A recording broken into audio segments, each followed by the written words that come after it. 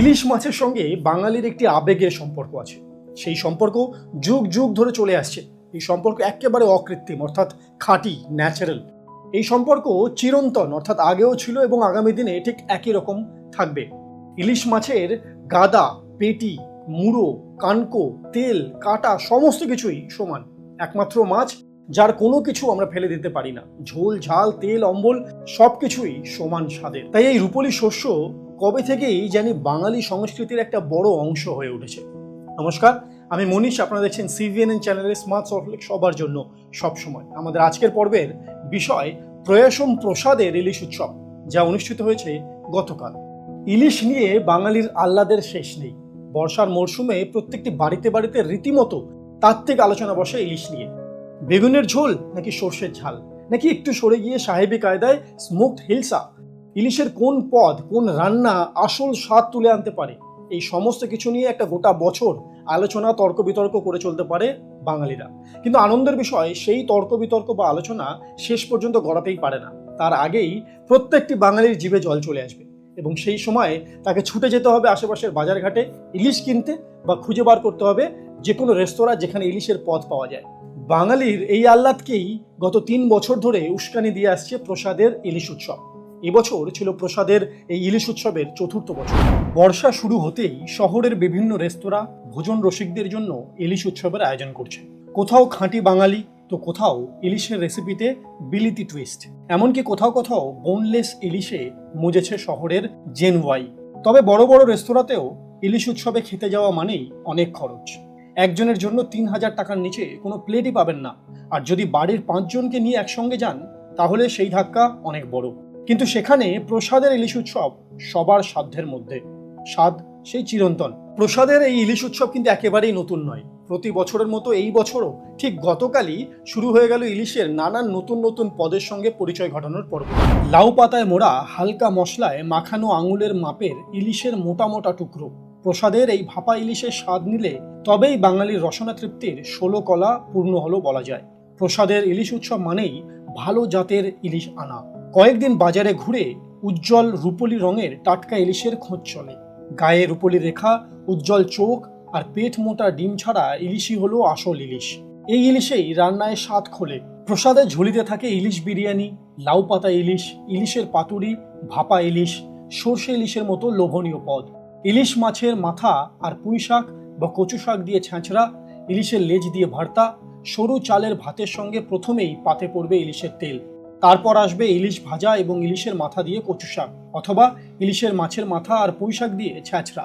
এরপর একে একে থাকবে ইলিশ বিরিয়ানি, লাউ পাতায় ইলিশ নয়তো ইলিশের পাতুরি।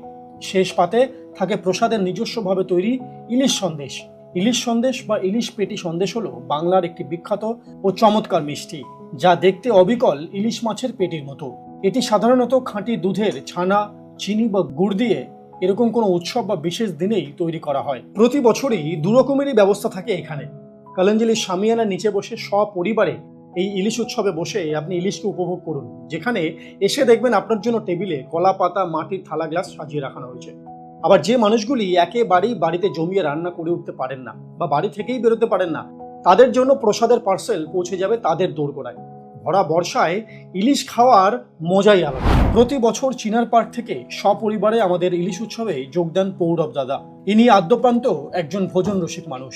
ভালো স্বাদের ইলিশের খোঁজে থাকেন সব সময়। তাই তিনি নিয়ম করে প্রতি বছর আমাদের এই উৎসবে আসবেনই। এমন অনেকেই আছেন যারা কোনো না কোনো সময় প্রসাদের খাবার নেন। তারাও মুখিয়ে থাকেন এই ইলিশ উৎসবে যোগ দেওয়ার জন্য, কেননা তারা আগে থেকেই প্রসাদের খাবারের স্বাদ চেনেন।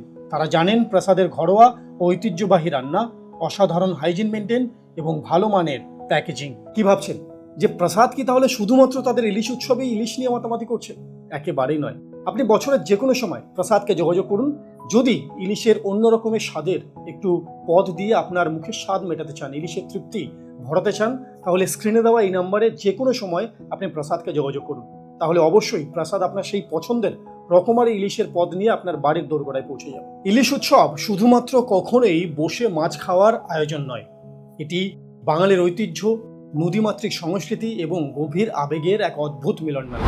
যাই হোক, বাঙালি উৎসবপ্রবণ জাতি বলেই 12 মাসে 13 পার্বণ পেরিয়ে আরও নতুন নতুন উৎসব পার্বণে মেতে ওঠে। সব পার্বণ বা উৎসবে ইলিশ খাওয়ার রীতি চালু না থাকলেও দুর্গা, সরস্বতী, লক্ষ্মী পূজা, জামাই ষষ্ঠী, বর্ষা পার্বণ এরকম সব আয়োজনে ইলিশ নিয়ে মাতামাতি দুই বাংলাতেই দেখা যায়। বর্ষার রিমঝিম শব্দে ঝালঝাল করে ভাপা ইলিশ দিয়ে ধোঁয়া ওঠা গরম গরম সফেদ ভাত বাঙালির খাদ্য সংস্কৃতিরই অঙ্গ। ইলিশ উৎসব এখন শুধুমাত্র আর বাঙালি হেসেলেই আবদ্ধ নেই। আটপৌরে হেসেল থেকে বেরিয়ে রাস্তার মোড়ে মোড়ে কিংবা পাঁচতারা হোটেল, রেস্তোরাঁর জাঁকালো সব আয়োজন নিয়ে ভোজন রসিক মেছো বাঙালির বর্ষযাপন চলে। সেই দিক থেকে প্রসাদের ইলিশ উৎসব একেবারেই অন্যরকম।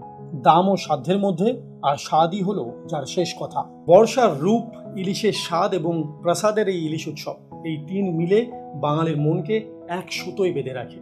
আমাদের আজকের পর্ব আমরা এখানেই শেষ করব।